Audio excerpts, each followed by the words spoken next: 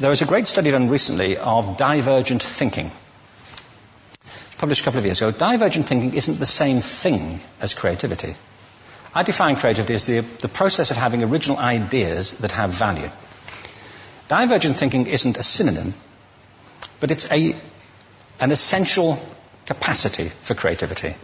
It's the ability to see lots of possible answers to a question, lots of possible ways of interpreting a question, to think what Edward de Bono would probably call laterally, to think not just in linear or convergent ways, to see multiple answers, not one.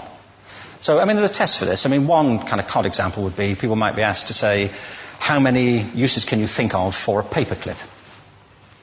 One of those routine questions. Most people might come up with 10 or 15. People who are good at this might come up with 200.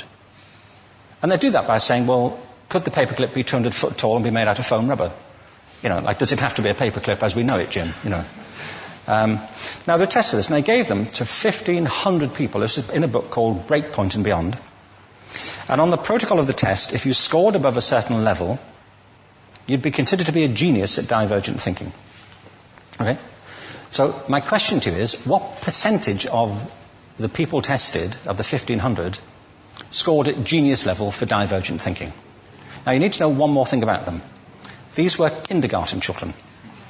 So what do you think? What percentage at genius level? 80. 80, okay. 98%. Now, the thing about this was it was a longitudinal study. So they retested the same children 5 years later, ages of 8 to 10. What do you think? 15? They retested them again 5 years later, ages 13 to 15. You can see a trend here, can't you?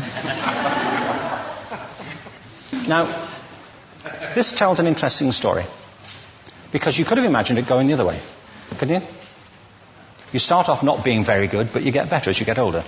But this shows two things. One is we all have this capacity, and two, it mostly deteriorates.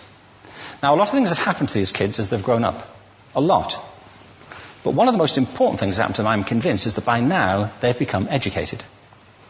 They've spent 10 years at school being told there's one answer, it's at the back. And don't look. And don't copy, because that's cheating. Outside schools, that's called collaboration, but inside schools. Now, this isn't because teachers want it this way, it's just because it happens that way. It's because it's in the gene pool of education. We have to think differently about human capacity.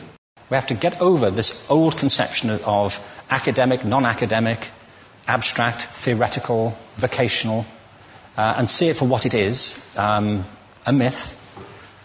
Secondly, we have to recognize that most great learning happens in groups, that collaboration is the stuff of growth. If we atomize people and separate them and judge them separately, we form a kind of disjunction between them and their natural learning environment.